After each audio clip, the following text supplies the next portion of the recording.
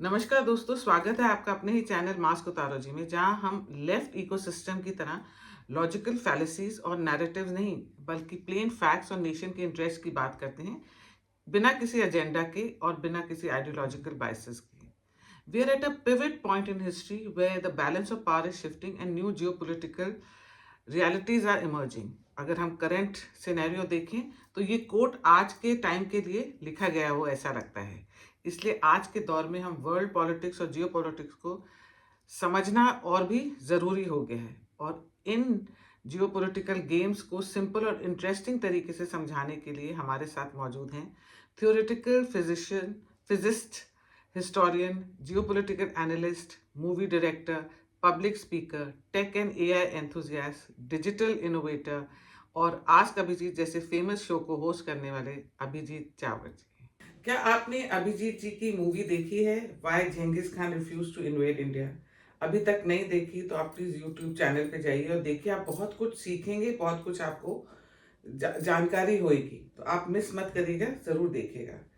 अभिजीत, पहले तो बहुत बहुत धन्यवाद, आपने आए और मेरे को बहुत अच्छा लगा। आपको मैंने एक बार ही अप्रोच किया and you said yes for it, and by chance you were in Delhi that time. जी जी, thank you so my much for luck, having me. हाँ माय लक, हाँ।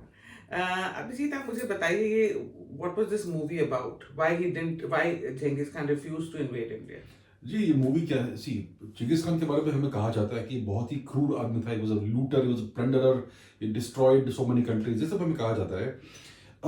The truth is very different. और क्या हुआ था 12th-13th century में कि चिंगिस खान एक जलालुद्दीन नाम के आदमी को परस्यू करते करते भारत पहुंच गया। भारत मतलब on the West Bank of the Sindhu river, Indus river. और वहां पर उसने जलालुद्दीन का पूरा आर्मी डिस्ट्रॉय कर दिया, तो पूरी तरह से। और जलालुद्दीन ने छलांग लगाई नदी में, and he crossed over and he entered what is essentially India. और चिंगिस खान के पास ये चॉइस था कि मैं क्रॉस करूं और इंडिया पहुंच जाऊं and destroy Jalaluddin and take India, because he could take any country, but he chose to go back. और ये क्यों वापस चला गया, ये किसी हिस्टोरियन ने जवाब नहीं दिया आज तक। तो उसके बारे में मैंने ये वीडियो बनाया to answer the question why Genghis Khan refuse to invade India. और आंसर बहुत सीधा है। Genghis Khan was not motivated by plunder, by लूट, by wealth. He was motivated by power, he was motivated by justice. तो अगर Genghis Khan ने China को नष्ट किया, वो इसलिए है कि China was for centuries oppressing the Mongols and keeping the Mongols fighting each other, keeping divide and rule tactics. अगर चिंगिस खान ने पर्शिया के ऊपर जो तुर्क राज कर रहे थे, द ख्वाराज्म एम्पायर, अगर चिंगिस खान ने उसको नष्ट किया, it's because the Khwarazm empire का जो शाह था और उनका जो गवर्नर था, they had mistreated and killed Mongol ambassadors and traders.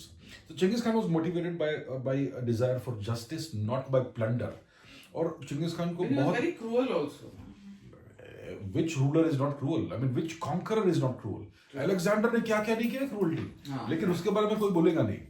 See, if you want to conquer, you have to kill, you have to fight, and you got to kill. Every conqueror in history has killed. But Genghis Khan is singled out because he's not white, right? That's what the Western historians have done to him. Because he was not European, he was not white, he was not Christian. So demonized the hell out of him. William the Conqueror, William the Conqueror, who is the ancestor of all the kings and queens of England post 1066 AD. I mean, he was incredibly cruel. He did the harrowing of the north in Yorkshire, in Durham.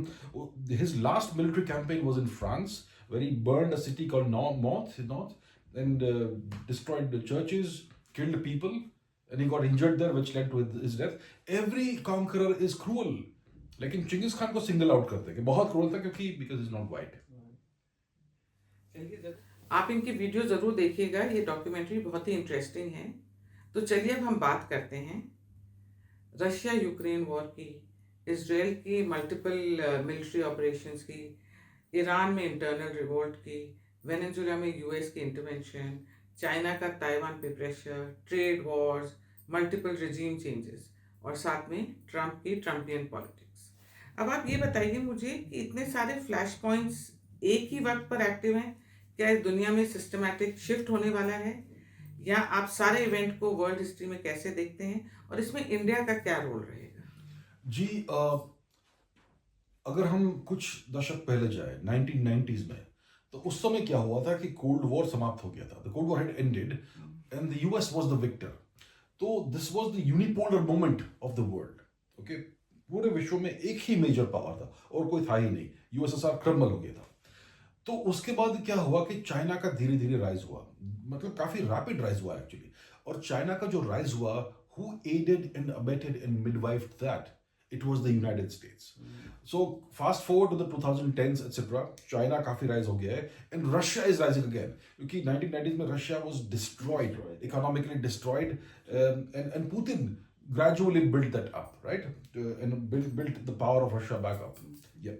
So in the 2010s we have the situation where China is becoming a major industrial power, काफी बड़ा industrial power बन गया है, और Russia का जो economic और military strength है वो बढ़ रहा है, स्पेशली मिलिट्री स्ट्रेंथ. अब यूएस ने रियलाइज किया है कि हमने एक बहुत बड़ी गलती की थी by aiding and abetting the rise of China. हमने सोचा था कि China if it becomes prosperous वो डेमोक्रेटिक नेशन बन जाएगा, लेकिन चाइना तो एम्पायर बन गया है, just like us. The US is an empire. See you to understand US क्या है. यूएस एक एम्पायर है. It has a democratic system with two parties instead of one, like, so it's one step above a one party system, but actually it's an empire. It's a continuation of the British Empire. अब ये दूसरा पोल खड़ा हो रहा है which is China, और उसके साथ रशिया भी है. So because of that today we are seeing significant reordering of the world. पूरा जो ग्लोबल ऑर्डर है वो चेंज हो रहा है. और अब यूएस ने डिसाइड किया है जो हमने पूरा जो so called rules based world order etcetera जो बनाया है, we can completely reshape that in such a way that it is advantageous for us and not for China. क्योंकि जो हमने ऑर्डर बनाया है, China took advantage of it. China knows how to play the game, and we want to now change it so that China and Russia can't play the game and it will be disadvantageous for them. अब भारत इसमें क्या करता है? So इसलिए दुनिया में इतने सारे कॉन्फ्लिक्ट्स एक्सेट्रा चल रहे हैं, फ्लैश पॉइंट्स सब एक साथ चल रहे हैं. सब एक साथ चल रहे हैं. टिपिकली एक साथ होता है, लेकिन आज सब कुछ इंटरकनेक्टेड है. So Ukraine is connected to what's happening, for example, in the Middle East. It is connected to what's happening in Venezuela. The Taiwan flashpoint is also there. India, Pakistan is there. So much more is there. बहुत कुछ है, सब कुछ interconnected है. अभी gulf में भी कुछ हो रहा है, अफ्रीका में कुछ हो रहा है, ऑल दैट स्टफ. इसमें भारत का क्या पार्टिसिपेशन, क्या रोल है एक्सेट्रा. देखिए अभी इस समय Bharat is the only major economy that is projected to keep on growing at a healthy rate next 20 years, zero chance of recession. अगर भारत का इकोनॉमी अभी 4.5 ट्रिलियन के आसपास होगा, what ever the number is, अगर भारत का इकोनॉमी 6, 7, 8% पर ईयर ग्रो होता है 20 वर्ष तक, India becomes a genuinely major power, a completely different beast of a nation. Okay, आज we are okay kind of country, 4.5 trillion, लेकिन we could become a 10-15 trillion dollar economy potentially, right? And the US doesn't want that. US नहीं चाहता कि in the future 20 वर्ष के horizon में एक नया चाइना उभर गया है. Of course India has problems. We are not saying हम सुपर पावर बनेंगे, विश्व गुरु बनेंगे, नॉट येट.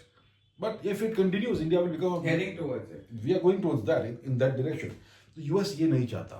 एंड अजीब बात ये है कि यूएस और चाइना हर चीज में एडवर्सरीज है, लेकिन एक बात पे सहमत है, इंडिया मस्ट नॉट राइज.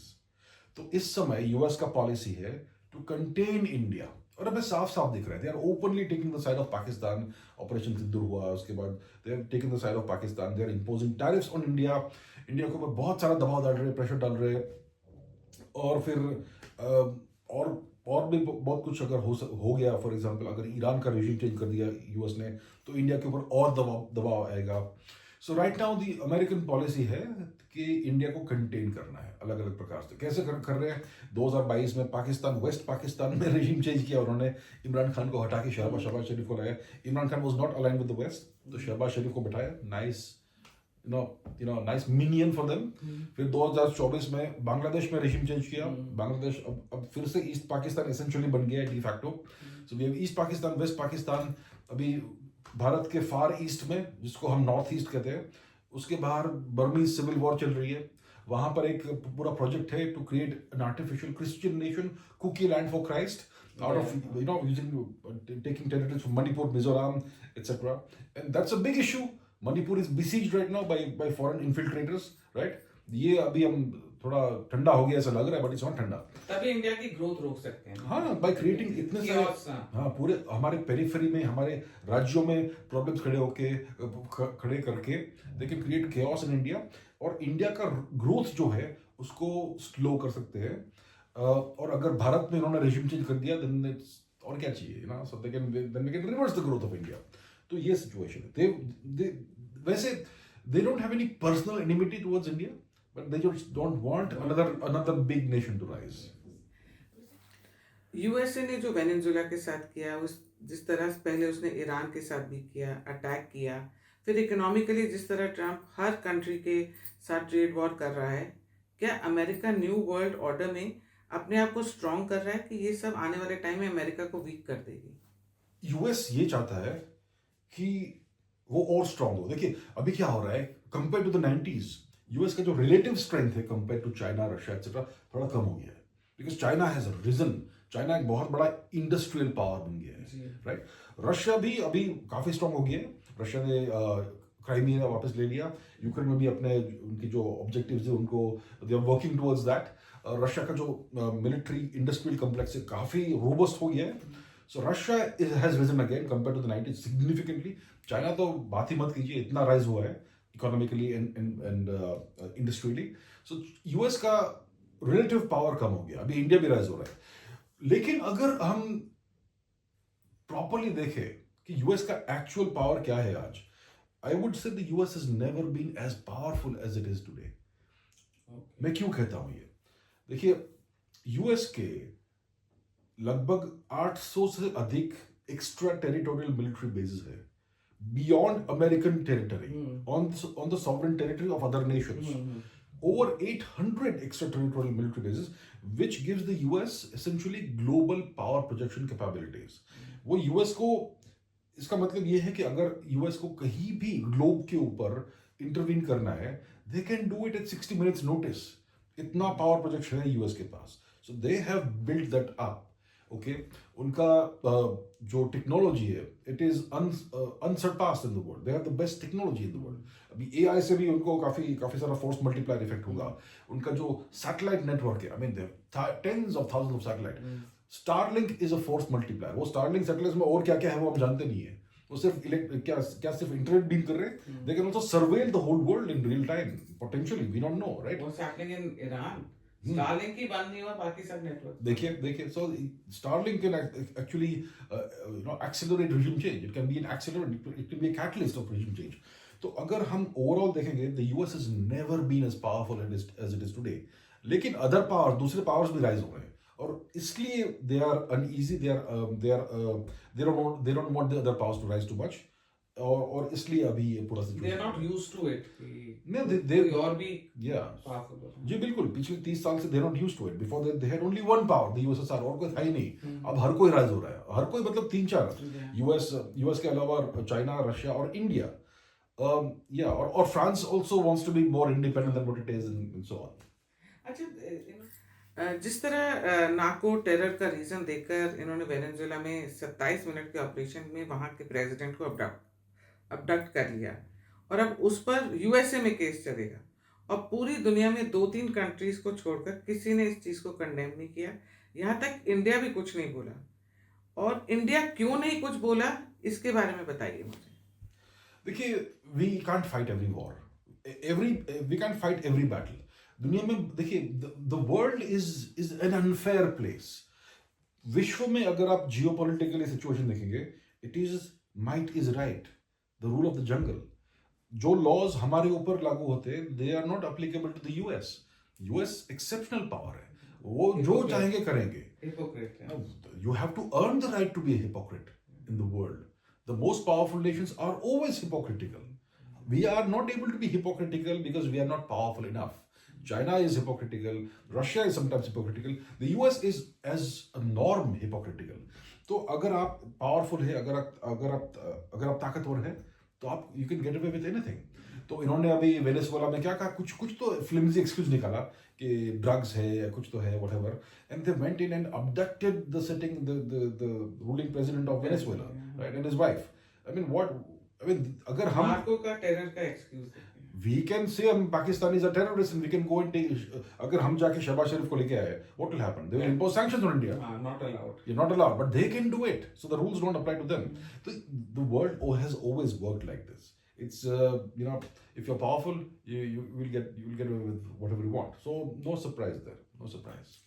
अब जैसे कुछ दिन पहले कल अपने आप को ट्रम्प ने वेनेजुएला का इंटरिम प्रेसिडेंट अनाउंस कर दिया, और यूएस की ऑयल कंपनी को 100 बिलियन वेनेजुएला में इन्वेस्ट करने को क्या, ये सब वो क्यों कर रहा है?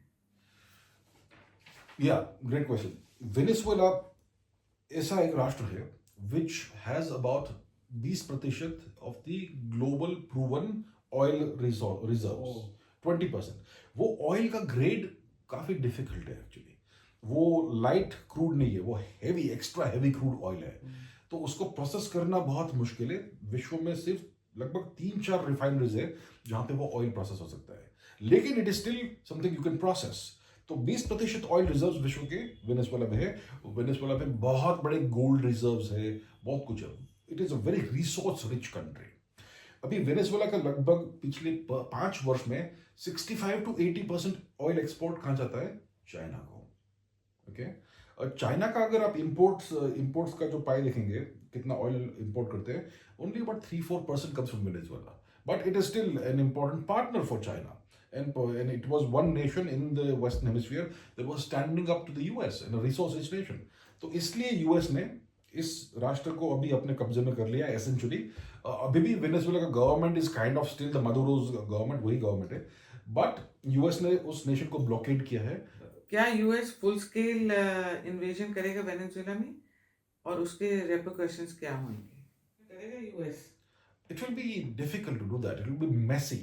वो आइडियली चाहेंगे कि विदाउट एन इन्वेजन हम आर्म ट्विस्ट करके we get them to behave the way we want to behave. तो उनका एक्चुअली आइडियली वही ऑब्जेक्टिव होगा, लेकिन उन्होंने नेवली ब्लॉकेड किया है इस राष्ट्र को, so that any oil export if it happens it can only happen through the US. East India company में क्या था? The UK controlled India. हम जो कुछ भी प्रोड्यूस करते थे भारत, पहले तो उन्होंने भारत को डी इंडस्ट्रियलाइज कर दिया, बाद में कुछ इंडस्ट्रीज उन्होंने ऑपरेट करवाए which are supplying raw materials to the UK. So हमारा जो कुछ भी इकोनॉमिक आउटपुट था it was controlled by the UK. If we only had to trade with the UK, we were only allowed to trade with the UK, और if we traded with somebody else it was done through the UK. This is the East India company model. यही अब Venezuela के ऊपर implement हो रहा है। अब ये ट्रम्प अब ग्रीनलैंड को कैप्चर करने की बात कर रहा है। अमेरिका को ग्रीनलैंड क्यों चाहिए? क्या फायदा होगा? ग्रीनलैंड के वहां तो ऑयल भी नहीं है। Just coming back to Venezuela, Trump ने अनाउंस किया कि he is the interim president of Venezuela, right? I think Venezuela ने रिस्पॉन्स क्या किया है? They are putting what pedophilia charges on him or something, and they want to impeach him as the president. So that's a good response, I'd say. Funny response. Now coming to Greenland. Trump को Greenland में क्या चाहिए? इतना बड़ा block of ice है Greenland, right? I mean there's like 57,000 people who live there. Greenland for historical reasons belongs to Denmark. Denmark एक छोटा सा इतू सा कंट्री है, it owns Greenland area, and Trump owns Greenland. So अभी Greenland में एक यूएस मिलिट्री बेस ऑलरेडी है which they operate, but Greenland का जो ज्योग्राफिकल लोकेशन है it's kind of very very strategic, very important geographical location. For example, completely hypothetical scenario अगर हम देखते हैं, let's say Russia hypothetically launches a missile strike on the US.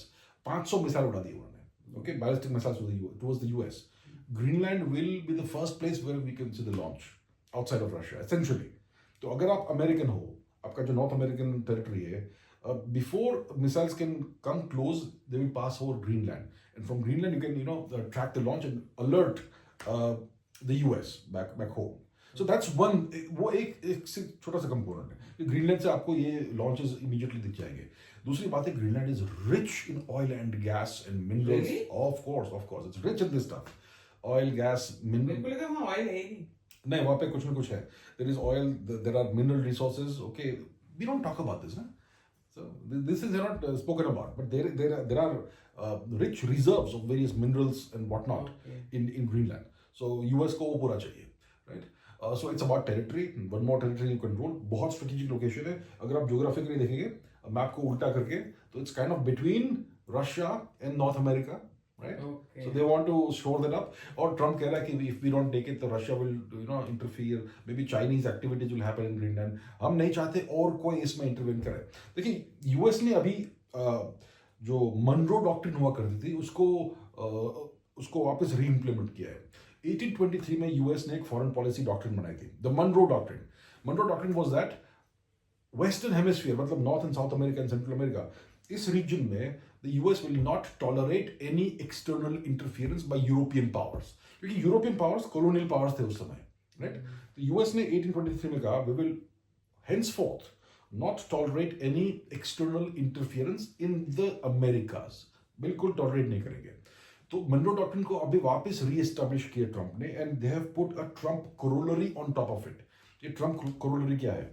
Not only we will not allow anybody else to intervene in this region, we will be the super cop, we will police the whole place, but we will, on top of that, we will not even allow local actors to act against American interests.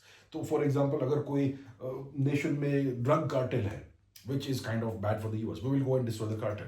As long as, if they don't supply us the correct grade of cocaine, we will go and destroy them.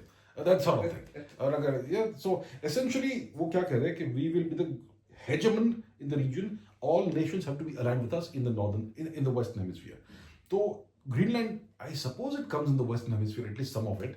So they are operationalizing the Monroe Doctrine there also. Are Americans happy with Trump? What he's doing? Or there's like, I've not heard anybody praising him. But you don't see too many howls of discontent also. See, जब कोई president है जो US power बढ़ा रहा है और it is bullying other countries. Make America great again. Americans That's love his, it. motto. Yeah, Americans love that. Americans love to see the Americans, to see the United States push around and shove around other nations and bully them and show us the boss. So from that perspective, people like it. Of course, there is the Democratic Republican thing and all that. And Republicans are going crazy. I've seen Fox News and all like.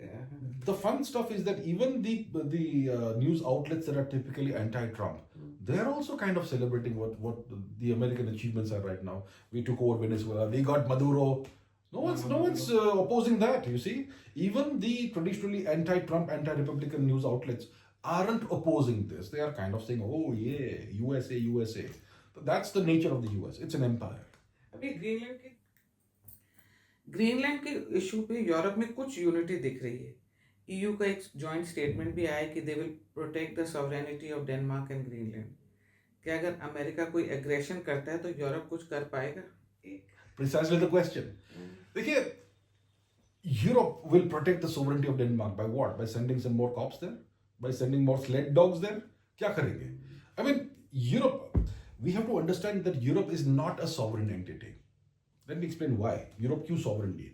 हम सोचते हैं कि भाई UK is a sovereign nation, France is a sovereign nation, Germany is sovereign, Italy is sovereign, and so on and so forth.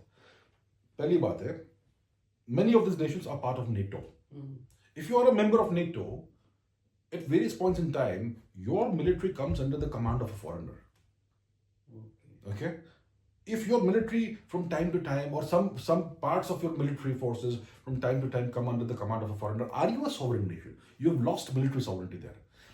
Next, अगर आप EU के member हो, then you don't control who comes in or out of your country. You don't control your borders. You don't control your currency. You don't control your economy because you have lost your currency.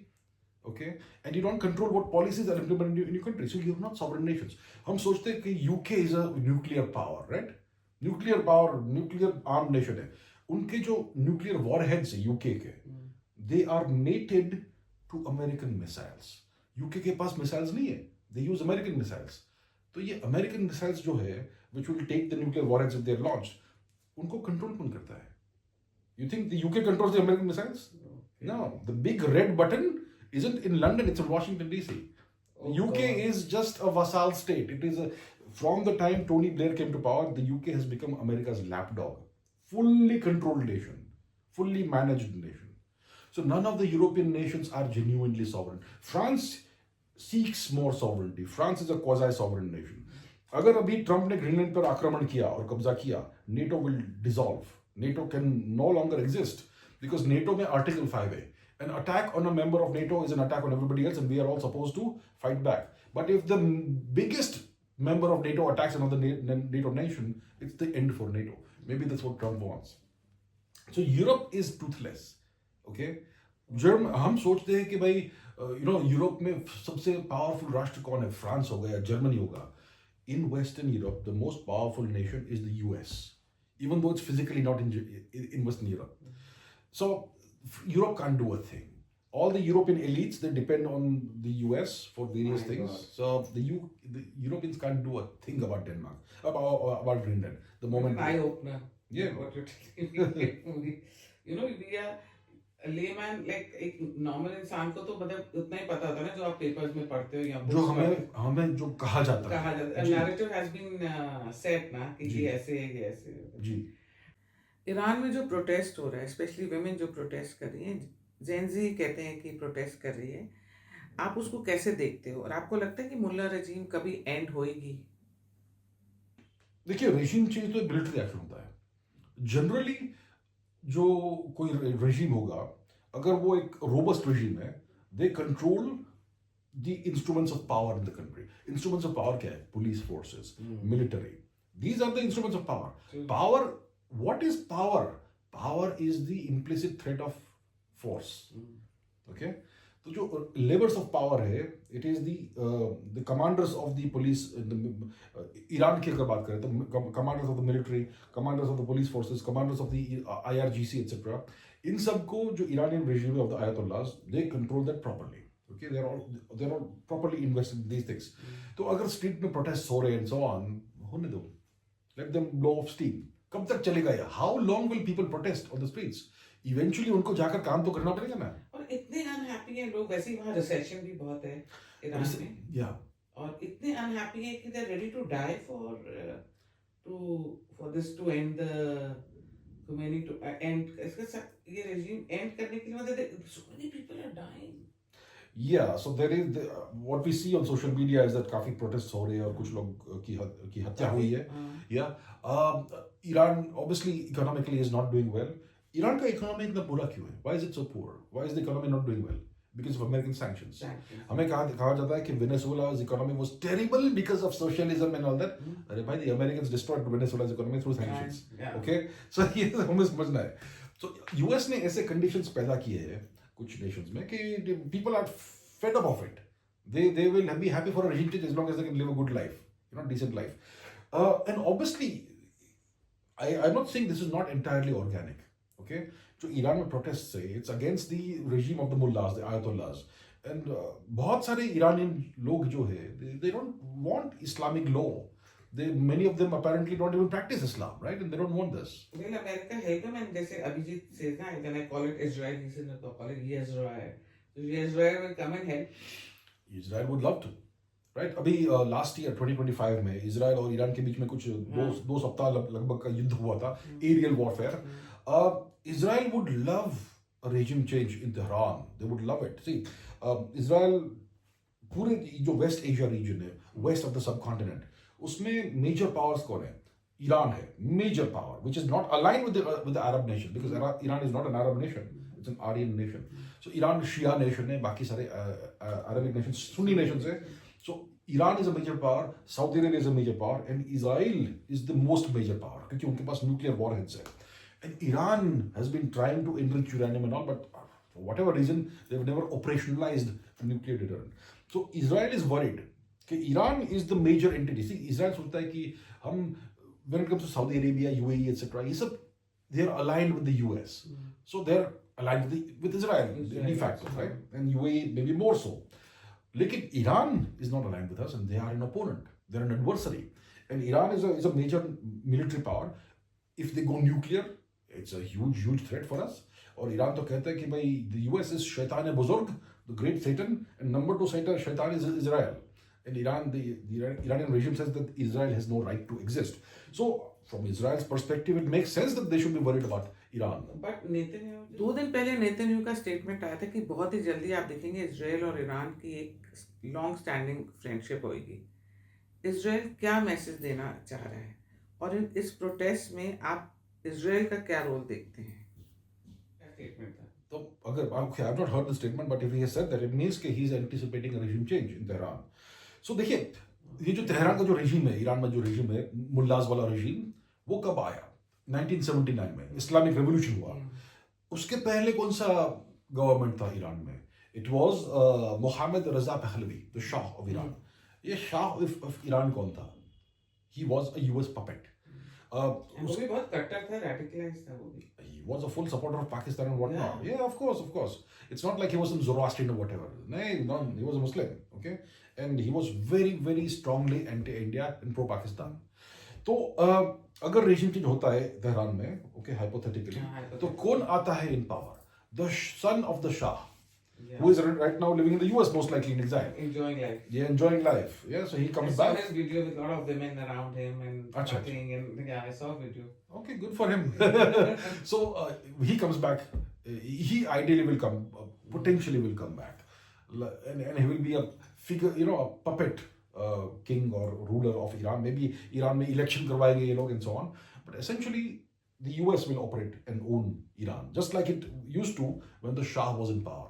उस समय Iran का पूरा जो oil and gas supply था, it was controlled by the West. They were very anti-India, ना? Very anti-India. 65 में the Iranians supported Pakistan. Pakistan के ऊपर जब हमने बॉम्बिंग शुरू किया, because in retaliation to Pakistani military actions, तो पाकिस्तान ने अपना mostly जो फाइटर प्लेन्स सारे के सारे ईरान भेज दिए. And the Iranians said, ठीक है, you're welcome. So अगर रेजिम चेंज होता है, it's going to be bad for India, because once again, west of India we have West Pakistan, this artificial temporary nation, and west of that we will have a pro-US Persia and pro-Pakistan Persia, which is going to be bad. We may end up seeing US troops in Pakistan occupied Kashmir or something like that. If the US gets the strategic depth in Iran. So I know कि जो regime of the Ayatollahs है वो Iran में काफी unpopular है, काफी sentiment है Iran में against this regime. But the alternative for Iran is to become a vassal, a puppet of the US. Right? It will be good for the people. People will maybe, economy पे जो sanctions हैं वो lift हो जाएंगे. The people will do better living standards and all, and they will be able to travel to the West and westernize furthermore and whatnot.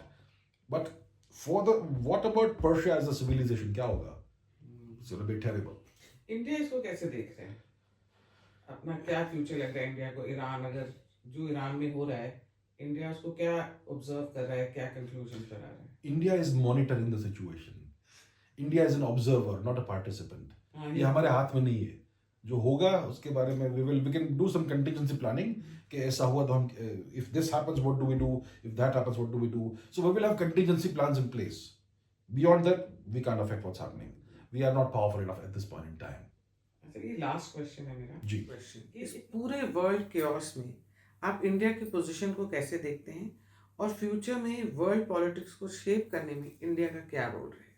जी, इस समय भी Bharat participate कर रहा है ग्लोबल जियोपॉलिटिक्स में and so on in various ways, but I am a realist. Okay, I am not a pessimist, I am a very optimistic person, but I am a realist. I see the world the way it is. मैंने कहा आपको कि western Europe में सबसे major power कौन है? The United States, not Germany, not France. Now let's focus on the Indian subcontinent. Which is the major power in the Indian subcontinent? क्या ये भारत है? नहीं, United States है. The US can effect regime changes all around us. We just sit and watch. The US can even interfere in our own internal affairs. Cookie Land for Christ का पूरा project बना के रखा है. They can even interfere in Indian domestic politics, electoral processes in various ways through social media and whatnot. Right now, the US is the major power in the Indian subcontinent. That's why we are having to tolerate all the nonsense of our neighbors. So, future kya hai? I think the next 5 years are the make or break time for Bharat, for India. If we can withstand the pressure that's going to be imposed upon us and remain sovereign, not cave in, not bend the knee. If we can go through that next 5-year period and keep growing, then India will not be broken ever. Okay, so now domestic politics का एक question इसी से निकल के आता है. You think Modi is the right leader for India to handle all this? I am so glad we have Mr. Modi. Imagine it was somebody else. He is the right leader right now. They buckled down. I can't think of anybody better suited to lead India at this point in time. In the future, one hopes we have even better leaders. But right now, he's the only leader who's capable of handling the situation. जी बिल्कुल बिल्कुल. Thank you so much, Abhijit. It was fun and very knowledgeable. बहुत अच्छा ज्ञान मिला मुझे आपसे बात करके. Thank you so much for having me.